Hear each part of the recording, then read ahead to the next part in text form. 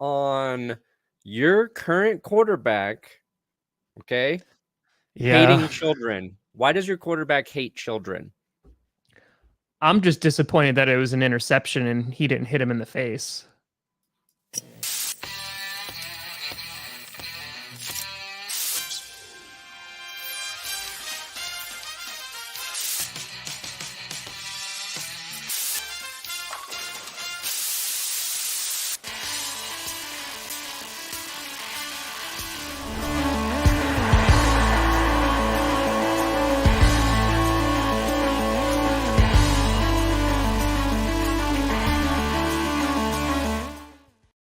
Oh, Baby. We here. Ladies and gentlemen, it's Wednesday. And look at that. We even got breaking news right before we go live with Derek Carr. So that was very nice of the NFL to give us some morsels. And here you go. We'll talk about that. But we're here with another edition of the Grossi Perna Show. I'm Tom Grossi. That's Brandon Perna. And this is GP.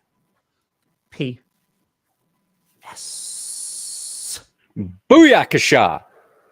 All right, Tom. Before we get into the real stuff, we got Dan Snyder. He's going not only down, he's going to hell, but he's also going to lose his football team.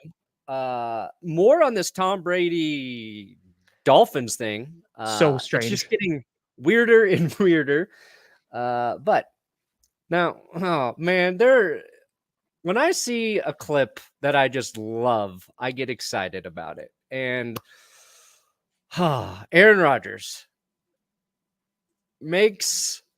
he throws an interception at a charity flag football event with kids, an event which raised like over $300,000, by the way. A kid picks him off, just intercepts him, red zone pick. So it's in the end zone. Yeah.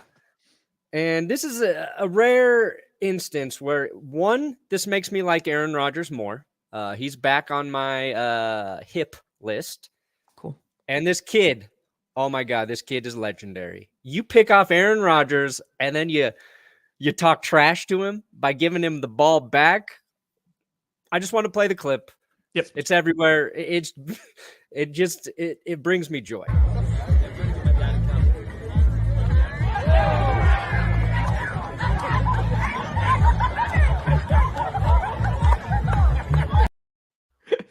Rodgers just throwing the football at his feet. Yeah, he zipped it too. He's just like, I hope it clips your Achilles. It's like, you'll never pick me up again. Good. Like, he's gonna like invite that kid to like wide receiver tryouts. He's like, cover this wide receiver, see if you can do it again. And he's just gonna rip him at like 65 miles an hour and just be like, you know what? This is how we're gonna play. He's like, try to pick it off again. He's like, I'm so sorry. Yeah, I think that clip will live here on GPS and will become part of the arsenal. Done. It is Angry Rodgers throws football at kid. A lot of people are comparing it to Peyton Manning's SNL skit, but like the real life version of it. So yeah, it made me happy. Like the big question now is like, is this signs of Aaron Rodgers declining? Just got a major contract, already throwing red zone interceptions as a guy who is usually really careful about turning the ball over. This is just something that, Florio, I think, would bring up for Packers fans to have to worry about. Yeah, 100%. I think Florio is actually the one defending Rodgers on this. I just want to know, was Rodgers upset about the pick or that the kid rubbed it in his face? Probably a combo of both, but if we ever get a chance to talk to Rodgers, that's the question I'm going to ask. Like, I just want to see Rodgers come out now in every charity football event and just rocketing that ball. He's like, either the receiver's catching it or it's breaking hands, and there's no in between. Yeah. Which, by the way, I thought of you yesterday because speaking about this topic, because Benkert was saying when he was throwing the ball, like it was coming out like 58 miles an hour. And I looked at Benkert had a couple miles an hour. He threw 56 at the combine. So that got me thinking, because I remember the stories of Brett Favre, who would throw so hard it would break guys' fingers. And I was like, who threw the hardest? And it was John Elway, that they had to like do the jug machines at like 70, 80 miles an hour to get receivers used to John Elway throwing the ball. And I was like, damn. Yeah. Elway was pelting people. Yeah, that's oh man. Let me see here. Get them kids. I think on one of these videos I have these old like tapes of Elway. This is his greatest comebacks. Amazing. But it's one of these VHSs where they have like that clip of like John Elway threw the ball so hard that guys had to practice with those machines, and like they just have like, you know, a montage of the guys like doing it and making those catches. The trick though, for quarterbacks is knowing when to throw it that hard, because you've seen guys, oh man, I'm trying to think, like when a touch pass is needed and they just rocket it in there and it's incomplete. And I think Elway was probably decent at that. I feel like Cutler threw it pretty hard as well, and there were like some issues with that. But what I want to know from Kurt Benkert, next time you talk to him, does he think he can throw harder than Aaron Rodgers? Did you ask him that when you guys were playing ball? I mean, like, again, his combine's impressive. I think like he's listed at 56, Benkert. I didn't see what Rodgers was listed at, but like that Benkert was telling me like in college, that's all he did because he didn't like have the touch. He just rocketed in there. So there was, it's funny from that clip, his old QB coach, I think, retweeted saying like, I used to hate catching passes from you. Because like Benkert can throw it. Like he has steam on. And again, you hear the ball coming. Like it's a terrifying sound of just like that. It's from a football. I'm like, okay, that's a thing. I don't know. Can he throw harder than Rodgers? Because Rodgers can throw it pretty hard. But I mean, I grew up with Favre, like, and they're saying like Favre could throw like 63, which is wild. Yeah, so, Elway had one of the strongest arms of all time. I would like to. That's why they need to bring back the deep throw contest at the Pro Bowl. Pro Bowl, yes. Like watching the quarterbacks just launch it as far as they can. Like Josh Allen, I think threw it like 77 yards at his pro day in Wyoming. Will and I were working on a video I'm going to upload later. It's like about draft busts. Well, the worst draft day trades. So it's like the worst trades on draft day. And the Ravens, Kyle Bullard, like he threw it like 70 yards from his knees, right? So there's like all these guys with strong arms, and it's not always a tool in their benefit. Like I think Josh Allen had to learn how to dial it back, and usually there's an issue with guys super strong arms can lead to accuracy problems. That was Kyle Buller's issue. Yeah, but just give him the platform to go out there and throw it as far. Like if Allen can do that at his pro day, like maybe he throws it 80 yards at the Pro Bowl, and you know. And that was just such a fun thing too. Like it was such a, like I would watch that because it's just so enjoyable. Like, and again, like they're doing stuff now which is enjoyable, like the practice things that they do, like the throw, like the accuracy tests, and like there's the moving targets and stuff, and like that's cool. But like it's a very simple like, hey, I'm going to see how far I can throw this football. And I'd be like, ooh, how far can he throw that football? Exactly. It's a very simplistic, stupid, like simple-minded thing that I'm like, yes, I want to watch that. I want to see it, and I want to see it bad. Well, Jamarcus Russell threw from the knee, Kyle Buller, like... Because they say, like, if you can't throw more than, like, 54 miles an hour, which, again, is very fast, like, you're likely not going to have that sustainability in the NFL. But, I mean, like, even Kaepernick threw freaking hard. He was throwing bullets, too. So there's a bunch of guys who just like, I think Mahomes is up there too. Like he can rocket it. I found a list of literally like ever since like 2018 or something, like what the combine was. But there's some arm talent out there. You got Mahomes, you got Herbert, you got Rodgers, Josh Allen. Yeah. Like hell, even, I mean, Russell Wilson throws like one of the best deep balls in the game, but like, I don't know if he has what people call the strongest arm. Yeah, I agree. But and that speed, like that's used for like in the NFL, it's the tight window throws. It's correct when coverages are coming in and you just there it is. Then you got like the respect you have now though for the guys who it's insane. It's insane. Like again, I'm a stationary target, and again, I didn't have pads on, so like I literally was like moving away from the ball because I'm like, if this goes through my hands and hits me in the chest, like this is going to be an issue, right? But it like it's gonna. It was a little it provides some perspective of like, holy crap. Like, and this is, Kurt throwing a ball to me. Yeah. Like, I can't imagine like those tight windows. You have coverage all over you and you have to like try and get it. It's tough. So, Very. Yep. All right. We can do it. Well, Rodgers throws 57. Oh, well, then Benkert might throw harder than him. Wow. Benkert might throw harder. I mean, Benkert also didn't throw any interceptions when we were practicing, just warming up. Because you didn't have me there covering you. So, yeah, just saying. My back pedal speed is... all right, let's talk about, because there's some weird stories. Before we get into the weird stories, let's talk about Derek Carr, because that's stuff that kind of just broke.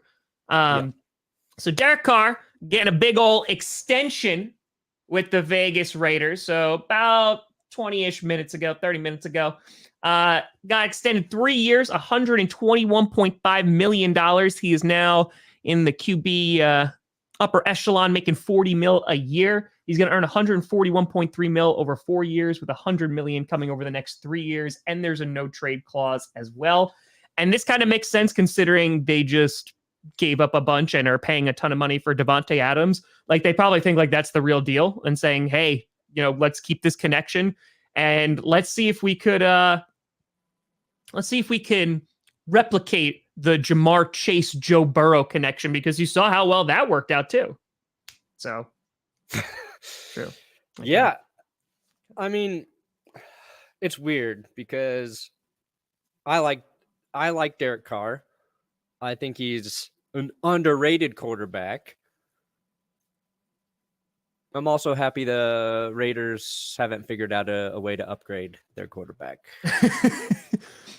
I really am curious to see with that duo of like Adams and Carr, like how much production they're able to put up, because the Raiders are putting a lot of eggs in that basket and saying like, yeah, I mean, because Davante Adams is going to be, I think, a good wide receiver, regardless of who his QB is going to be. But doing those off-season workouts with Carr that he's been doing for years, he has that relationship with him. He's his old QB. I think there's Carr's a good shot that they make some good chemistry together. There's a chance Carr has his best season this year. And it still might be the worst season for a quarterback in the AFC West. That's how stupid it is. He could have a better season than Russell Wilson.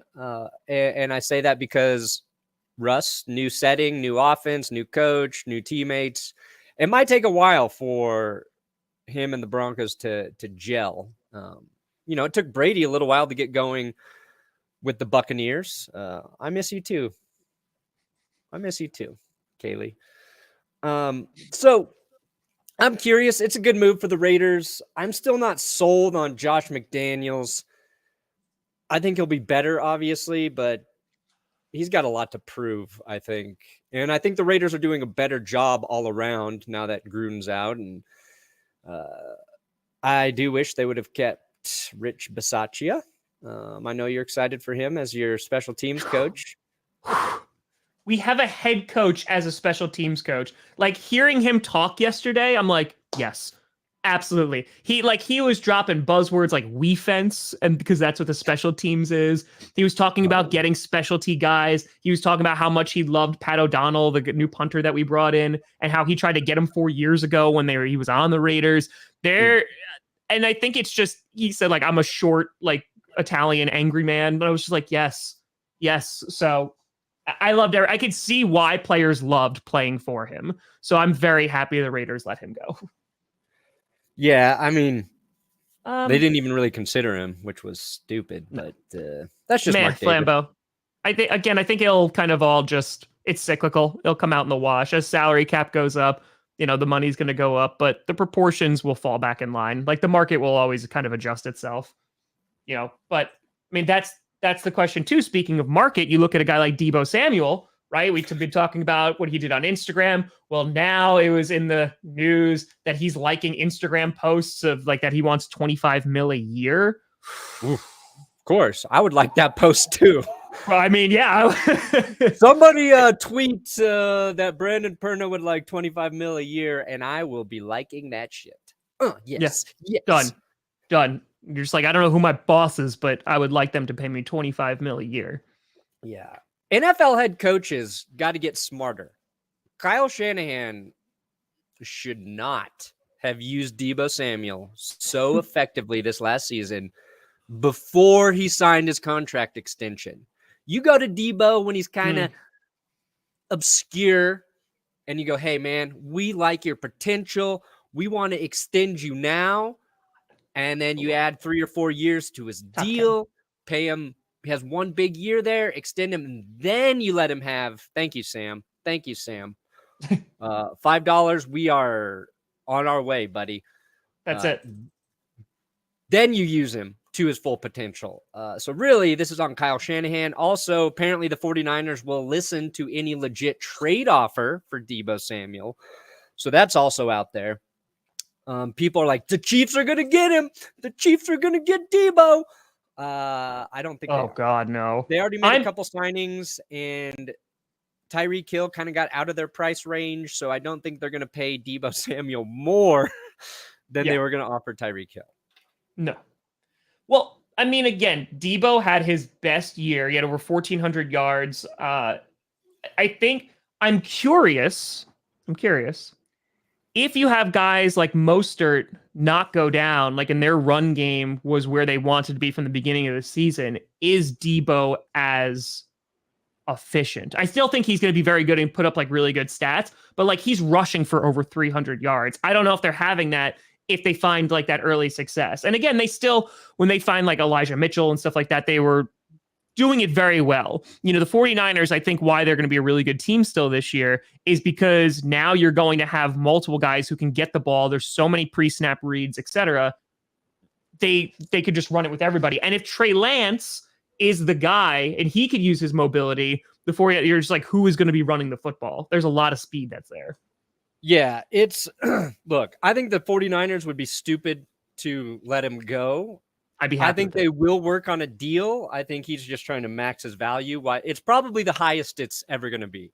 Sure, absolutely. And to the points you just made, like even if he comes back and is like, all right, I'm going to play for the contract again this season, the distribution just might be different in San Francisco. So his season was so good and they could continue to use him that way. One, you worry a little bit if you're going to use him at running back so much, like what's his longevity? You're putting him a little more, his body at risk, those sort of things. But he can still be just as effective. But yeah, it's an insane season. So he's trying to max out. Thank you. There was like 15 people tweeting, I want 25 million. So I just liked all of that shit. Listen, apparently the Commanders, they're hiring social media people now. So why not Brandon Perna? Why not Brandon influencers Perna? To be their social media correspondent? It's like liaison. Yeah, I don't know what it is. I know the Broncos, they would be like, we will give you this title and we will pay you nothing. And I'd be like, okay, never mind. The Packers also, would be like, no, we don't really enjoy you, to be honest.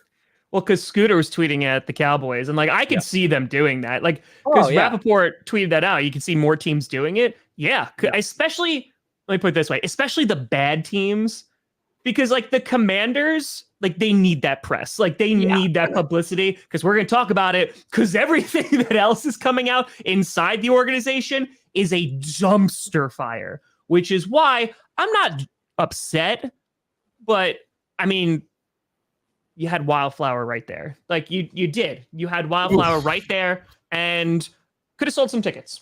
So I'm rough day for Wildflower, really. Wildflower fans are down right now. They're down. So yeah, gotta get an office at Packers HQ. Maybe I won't. But no, they tolerate me. That's how that goes. But all right, should we get into the Commanders, Brandon Perna, with that transition? We should let's get inside of the Commanders. Yeah. It's done. There's no way Dan Snyder can survive this. It's over. Okay. So I want to kind of just give you. It's not even like devil's advocate. It's more. Yes, Chris, I can, and I will, Chris. No, Chris, don't ask him. Chris, don't. You know the Star Wars, like when the title screen is coming down and it's all the words. That's what Brandon Perna is going to do to you right now. He's going to have that going on. But I was talking to someone in the Packers organization, and the point that he brought up is he goes, I don't even know how this is possible, considering how many times, like the NFL audits all of this stuff. And the thing is, like, it's alleged that Dan Snyder did this for 10 years. For 10 years. Yeah, keeping 2 different books. Oh, and like, here you go, NFL. Here's our totally real tax accounting books. And this is the fake one with all the dirty info in it. But like, okay, if you're the auditor for the NFL, how like incompetent are you at your job? And be like, yeah, this looks right. Because like it's 10 years and that's a lot of money that's being alleged that he's siphoning off. And again, this is something that out of all the terrible things that Dan Snyder has done, and he has done a laundry list of terrible things, this is the one that I can point to and be like, oh, the NFL actually might force him to sell the team here because it's screwing over NFL owners. And I think that he should have been gone for, I don't know, lists exhibit A through F. But dude, like that's the thing, like he could go to jail. There's legit, legality issues that are afoot. It would be so funny if Dan Snyder was in jail. I mean, my God, it'd be great. Here's what I mean, he's rich, so probably not, but look, he's got the money to keep himself out of jail for about 3,000 years. And then after that, depending on the life expectancy and whatever, he could be in trouble. It's just, I think what bothers people about this shit is like, it's never enough. There's never enough profit for already super, super, super, super rich people like Dan billionaires, Snyder, right? Like what he was doing, in case you don't know, besides all the other crap that got him in trouble before. We talked about like they weren't reporting all of their ticket sales for their home games. So they weren't sharing the full amount of ticket sales with the NFL because part of that goes to the visiting team. What they were doing was FedEx Field was holding other events. So they were shifting some of those ticket sales to those other events. So like if they had a concert there, I don't know what they do there, some sort of... why are you going to a concert at FedEx Field, by the way? I don't know. Like, you're going to die when the stadium falls down on you? Like, you're going to get tetanus walking into that place. Yeah. They're like, let's take 1% of the football game ticket sales and let's just funnel that into the event sales where we can keep 100% of that. Yep. Whoa. I've heard that story. He literally cut down like national park land so he could have a nicer view from his house. Like that's a legit story. Like that is 100% true. That. Trees grow back really fast. Wildflower wants to know your location. Yeah. So that's one of those crimes where, like, I personally don't care because he's just taking money from the NFL, which already generates a lot of money, but he's screwing other teams, smaller teams who really need that little bit of revenue. Like that affects teams like the Jaguars, like even like the Chargers, the Rams, even though they won a Super Bowl, that you can't really put them in that class anymore. But those teams weren't generating a ton of money like these other ones. So that's the one part of it, right? Is stealing from the NFL. The part that is really despicable is he had his executives or whatever put in roadblocks for fans trying to get their season ticket deposits back. So he made it nearly impossible for fans who paid their deposits for season tickets and then decided they didn't want them for whatever reason to get that deposit money back. So he's literally just stealing money from the people who support his team the most. It's the biggest FU. Like, as a football team owner, I don't care about the people who show up here to watch our dirt-ass team play every week. Like, we can't put a good product on the field. No offense. Washington football team players, I got respect for you guys, but it's been a bad product, and he is. But The fans. but that's the point, right? And there is a pattern of this that it really is screw you to the fans. Like there was that thing too of like putting in traffic laws, like getting those passed so people couldn't cross the road, so they had to park in the stadium and give them more money than park in satellite lots. There's a laundry list of things. And again, this is not even talking about like the cheerleader incidents. Like this is not talking about like some of the really, really bad stuff. This is the stuff saying, hey, if you're a Washington Commanders, still sounds weird to say, if you're a Commanders fan and you're going to a stadium which is not kept up with, you literally can have poop water leaking on you. The place is falling apart. It's not a good stadium. And like, you're not even enhancing like the fan experience. Like there are people whose job in these organizations is fan experiences. Like that's their whole job, is to make it better. The Packers just did a stock sale where the video boards and the concourse are going to get upgraded to make it a nicer experience for fans to go on game day and off days. But like Washington, it literally is like, let's siphon as much money out of this as humanly possible. We don't care about the product being put on the field. We don't care about the field itself.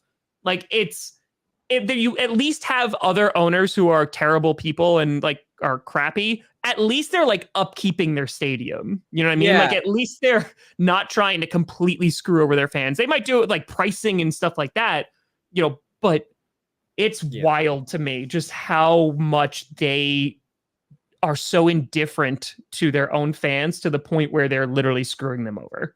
Yeah, and to answer Paul's question here, I do think Dan Snyder is different than a lot of the other NFL owners. I think there are owners who don't really care about the fans, but let's say one of the richest, Jerry Jones. Also, you could probably argue, maybe Jerry Jones has done some shady stuff. But Jerry Jones cares about his football fans. He cares about people going to that game and having a good experience. So, like, Jones has always put money into the team. Like I said, you can criticize him for a lot of things, but he cares about that product. Dan Snyder doesn't. I don't think Shad Khan cares about the product in Jacksonville. I don't think Cal McNair cares about the product in Houston. So, I think there are different levels. Like the good owners, it's not just a revenue source for them. Like having a good football team is a way of life. Like they believe in trying to put out a winning product and all of that. Their ego is fueled by them winning, by fans liking the team and showing up to do it. So I think there are different levels. Snyder's probably just on a level of a-hole all by himself, of where he really just does not care. He is, in my mind, the clear-cut worst owner, not just in the National Football League, but maybe top 5 of any league anywhere. Like that's how bad Dan Snyder is. I mean, because like you look at diving into like other fan bases and stuff, like when we do like the reaction videos or whatever, like I look at like the Jacksonville Jaguars, and that fan base is, I love this team so much. And they just hurt me because of stupid personnel decisions. Like they're making choices that are just not great for the team. And, they're trying to turn it around and all that great stuff. And that's good. There's that. And then talking to so many Washington fans, and they're just like, I don't even know what to do. Like, we know the team isn't good. And on top of that, the owner actively like makes us not want to root for them. Like the stadium is not, by the way, the stadium's not easy to get to. Like, it's not like a hop, skip, and a jump and you can get there. Like everything, instead of being a convenience, is inconveniencing fans to support the team, whether it's physically, whether it's even like on TV. And there's just a complete indifference from ownership. And it just seems that there's no bottom, right? Like if this was about any other owner, right, you'd be like, oh wow, like that's crazy. Dan Snyder, like it's another day in the park. Like it's like, oh, okay, yeah, point. It makes sense. Dan Snyder has done all these god awful things. Of course it's him. Yeah, everybody's like, yeah, we know. That's a really good point. If oh man. Yeah, like the Buffalo Bills team owner. we'd be like, oh my God, they were doing this to Bills fans? Loyal Bills fans? No, it's messed up. And it's bad when your fan base is like, God, the biggest thing that I'm rooting for right now is Dan Snyder being forced to sell the team. Like that speaks volumes. Yeah, it's it's why as a Broncos fan, I'm not really jazzed about the possibility of Rob Walton of the Walmart fortune purchasing the Denver Broncos. Like, why not? I don't know a lot about him. He would be by far the richest owner in the NFL, right? 70 billion is his net worth, 77 billion, something like that. That's hope unfathomable, like the amount of money that is. It's like 4 times richer than anybody else in the NFL. You would hope that would equate to money never being an issue for your team. If he ran any other company besides Walmart, I might agree with that. Yeah. I might agree with that because Walmart all about that bottom line. There's been a long history of Walmart not paying its employees well, treating its employees well. So why would I make the leap to believe this guy's going to come in and run my football team with a different level of integrity? You know what I mean? Yeah. So that's my fear there. I don't want somebody who is like Dan Snyder and it's only about money. I want the type of guy who's like, I'm willing to lose money if we win a Super Bowl. I'm going to put my money into this team and do whatever it takes to make them good. And he could do that because he has the cash and the capital to do it. But that's the thing too. Is it, I want a return on investment at ASAP, right? I got this. So we're jacking up prices. Like I just spent $4 billion on this team. I want to start bringing in revenue. So I'm going to be able to see a return on that sooner rather than later. No, you can't. That's not why you buy. Like their value increases over time. Correct. But you don't want people buying it for an investment. You want people buying it because they want to win championships. And again, it's like what part of their ego are they trying to fuel when they own a sports team? Sure. Is it the winner to be better? Or is it, hey, if I hold on to this team for 20 years, I can sell it for, billions. Yeah. And that's the thing too. If Dan Snyder sold today, like he would make a ton of money. Yeah. Like he still wins here too. Like if he's forced to sell, he's still going to make billions of dollars from the sale of the Washington Commanders, which is again, like that's just like, it makes you so cynical and just be like, wow. So the worst thing that could happen to him, because he's probably not going to jail, is that he'd be forced to make billions of dollars. Oh man. What a shame. What a shame. But like, I really hope that if he is forced to sell, that like there's someone who buys it that actually like, goes into giving a crap about the people that support. Like it just feels so grimy. It's like those are like you said, like those are the people who are still showing up to those games, and there's not a lot, but they're still showing up to those games. Yeah, and you're slapping them in the face and taking their money. Ben, get the hell out of here. Don't you dare. Don't you dare, Ben. He's like, guys, we're moving. What's his stance on marijuana? Imagine he's just like, you know what, guys? I don't want anybody smoking the reefer. We're going to Iowa. Yeah. If he came in and said, hey, I'm going to buy you guys, I'm going to pay for a new stadium myself, I think he could win over fans. Oh, you're funny. You're funny. You think that anyone would do that? But he would never be like, oh yeah, it'll come all out of my pocket. Look at the Bills. If he did, he could win over fans. And that's what I'm saying. Like, guess what? People hate on the Packers for doing the stock sale. You're getting a meaningless piece of paper. But guess what? Like, you're not getting those taxes forced on you. You got sales tax and all that great stuff, but you ain't getting the taxes. So Rob was born one day before me. Had he been born on my birthday, I would get behind this. But $69.4 billion.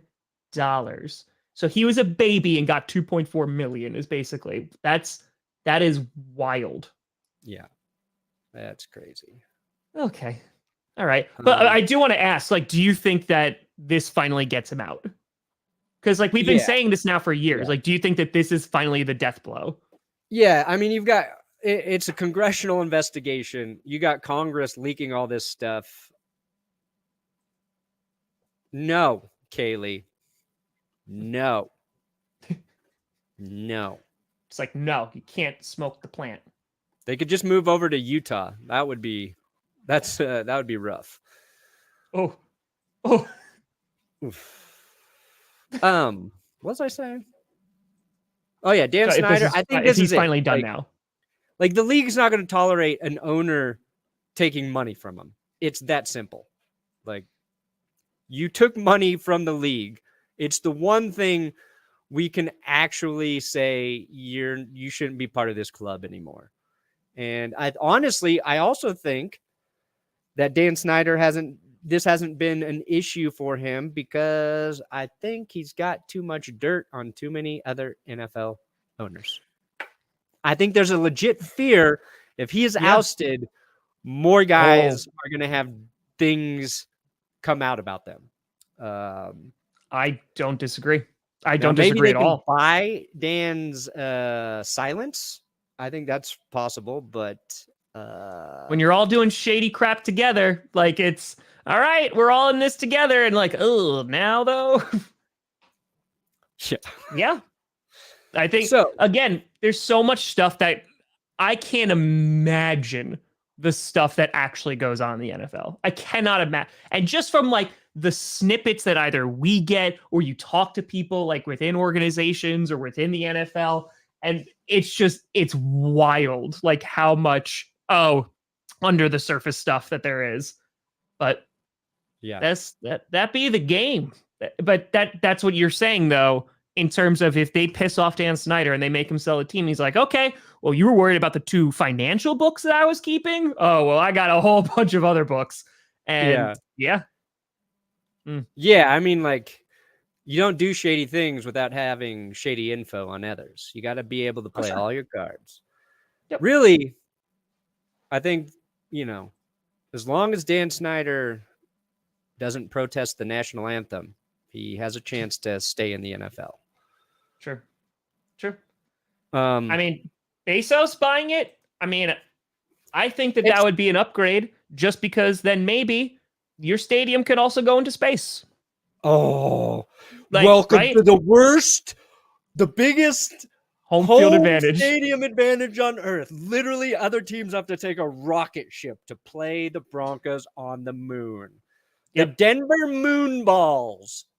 Can you imagine if the stadium just like lifts off like 15 minutes before the game is about to kick off and you like forgot something in your car and you go back and the stadium's not there anymore? Like that would suck.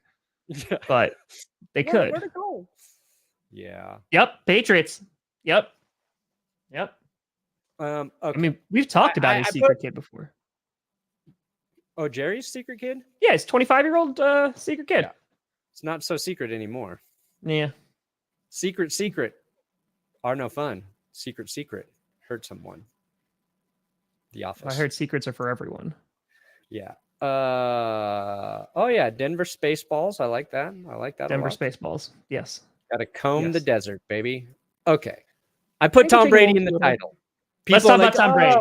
Oh, Perna just gonna crap on Tom Brady. I gotta tie the two stories together, first of all. All right? Yep. Okay. If I can't have fun with some titles here, why are we even doing YouTube? Okay. Why are we talking about football? Second of all, Spin it. It's not that far from the truth. It is not that far from the truth. The more we learn about Tom Brady and what he tried to allegedly do, he's not on the same level as Dan Snyder. All right. He's not. But when Tom Brady looks at the rules, he's like, how can I get around this? So now what we know, which has been reported, allegedly, Tom Brady was going to fake retire from the Tampa Bay Buccaneers and then join the Miami Dolphins as an executive and then hire Sean Payton as their head coach and then name himself as quarterback. And I think the loophole there is if he took another job in the NFL, so as an executive, he wouldn't have to give the Bucs the first right of refusal or still be under their contract because he had a year left with Tampa Bay. And he thought this might be his way to get out. And we also know Stephen Ross wanted Tom Brady the first time around because he tried to get a secret meeting with Tom Brady and Brian Flores on a yacht, which originally, when we heard that story, we thought Stephen Ross was trying to get Brian Flores to meet with Deshaun Watson on a secret meeting because like that was kind of the story at the time. But no, it was Tom Brady because it was outside of the tampering period. So this seemed like a weird thing. And the more days that pass, the more people are like, wait, this is pretty messed up if that were true. And that's why we wanted to put it in today's story. I talked about Dan Snyder and Tom Brady in videos over the last week talking about these things. And I thought they were kind of done and they would fade away. But no. A little more steam every time around. And my point with Tom Brady is he's just never happy. He's never satisfied. He goes to Tampa. He wins a Super Bowl. Then they don't win a Super Bowl. And he's like, maybe Bruce Arians isn't the best fit with me. I want out of here. And now he went back to Tampa and Bruce stepped back. Like all of the weird things that don't make sense are kind of making a little more sense. And if none of this is true, credit to whoever came up with all of this because I couldn't imagine it. Anyway, your thoughts, Tom? If this is true, that Tom Brady was going to do all of this just to go back to the AFC East, be an exec, and then be like, who's our starting quarterback? And just like rip off his office clothes and be like, it's me. I honestly, and this is completely honest, would be so impressed. I would do nothing but applaud it because at that point, it is so outrageously funny and over the top. It would be absolutely hysterical. Yeah. Like, and it would be the most Game of Thrones, like political drama of like, this is how I became a starting QB. Oh, and hey, Bill, you're going to see me 2 times a year again. Yeah, so this story was reported by Ben Volin, who works in Boston. And then Pro Football Focus or Talk picked it up. And then I think Dan Le Batard was talking about it.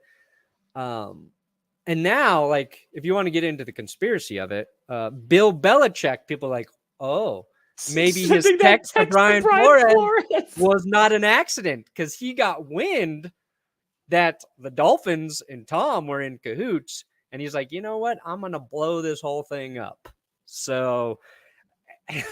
And the reason it didn't happen was because the day Tom Brady announced he was going to retire was the same day Brian Flores announced his lawsuit. And so it made it basically impossible for Tom to go back to the Dolphins. And the reason Brian Flores dropped the lawsuit that day is because he knew what Stephen Ross and Tom Brady were trying to do. But there are like 3 puzzling things there. Tom Brady's retirement was weird. Sean Payton's retirement was kind of strange. And then Tom Brady coming back to the Bucs and Bruce Arians taking a front office. Like all of that's kind of weird.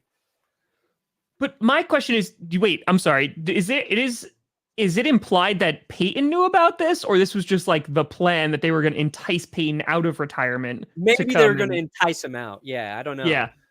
Because like... But maybe Sean Payton did know because Sean Payton and the Saints were interested in Tom Brady when he was a free agent, even though they still had Drew Brees. I think they were hoping Brees was going to retire so they could actually pursue Tom Brady. Because they're like, Drew, we see your body is falling apart. You might not yet, but... Now, if this is all true, then technically, yes, the Giants, in hiring Brian Daboll instead of Flores and having that like mock interview, screwed Tom Brady again. Yes. They stopped him from winning. Well done. Well done, Giants. Well done. But if you're a Tom Brady fan, this is why you like this, okay? This is so you can't just be like, oh, Perna's a hater. Oh, he just blah, blah, blah, blah, blah. When people start talking mad crap about Tom Brady, when he's linked to crimes, conspiracies, cheating, what does he do? He wins Super Bowls. So the more people start talking about Brady, the more they say, look at what this shady SOB did, the more the chances of him winning another Super Bowl get exponentially greater with every word of smack and trash that's talked about him. So if you're a Brady fan, you want people to run with this story. You want this entire offseason to snowball. So by the time week 1 comes around, Brady is hated again because he won over the haters in Tampa. He needs the haters for him to actually win another Super Bowl. And yes, that is why he's a Sith Lord, Zach. He would also die behind that offensive line, though. Like, he would be dead. Like, you saw what happened to the Dolphins. Like, he would die. But they were just like... They've upgraded it. They got Terran Armstead. And, yes, but I'm saying beforehand, because it's before they got Armstead and any of that stuff. Yeah. But, oh my God, can you imagine now with Tyreek Hill, Waddle? Oh my God. Yeah. But, like, if Sean Payton were the guy they wanted, it didn't work out. They land Mike McDaniel. So I think he's an offensive coach that Tom might actually want to work with. And now everybody's like, Brady's going to go to Miami after this season. He's just going to go there. It's like almost talking about like it's a foregone conclusion. I don't know. Let's see if he can make it through. Like, the thing is, he's got to make it through another NFL season. And I know he's never shown any signs of wear and tear, but the football season's long. Injuries are weird. Like, let's see if he gets through there. Tua, it would be the time to move on from him if he's not the guy after this season. So that part would make sense.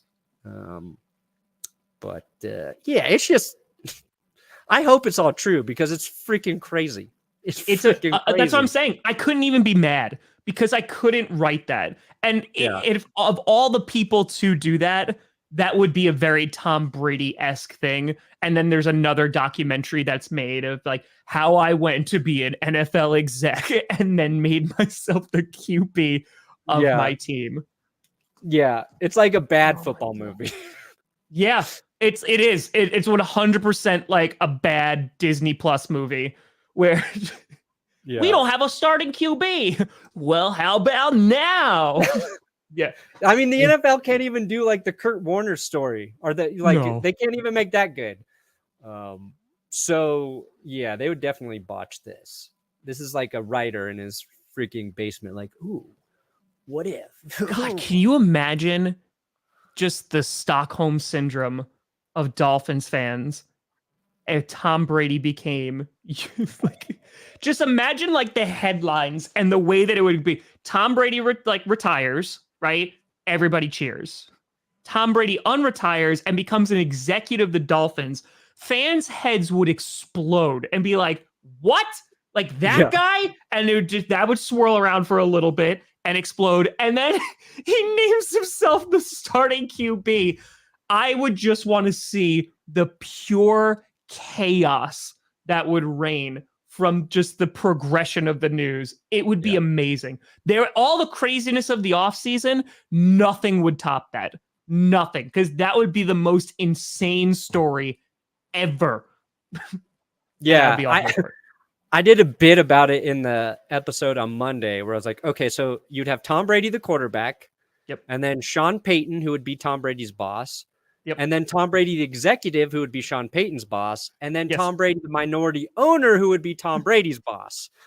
And it's just like, that would be some bizarre meetings and conversations where like Tom doesn't get along with Sean. So then Tom, the executive, has a conversation with Sean, the head coach. And then Tom and Tom meet about Tom Brady's performance as a quarterback. And they're like, Tom's doing a great job. I thought it was really good. Like Jim and Dwight. Dwight's his own assistant to the regional manager. Yeah, exactly. It's like that level of stupid. Tom just sits down in front of a mirror. He's just like, listen, that was a really bad throw that you made. And he was just like, listen, maybe if I had better leadership and better guidance, I could do better. Just he would also be the person to do that too. Like he would. Yeah. And that's how it ended the bit, was Tom Brady in front of a mirror, but he was naked and masturbating. So I'm thinking about this more and more as I talk about this. Like 1,000,000%.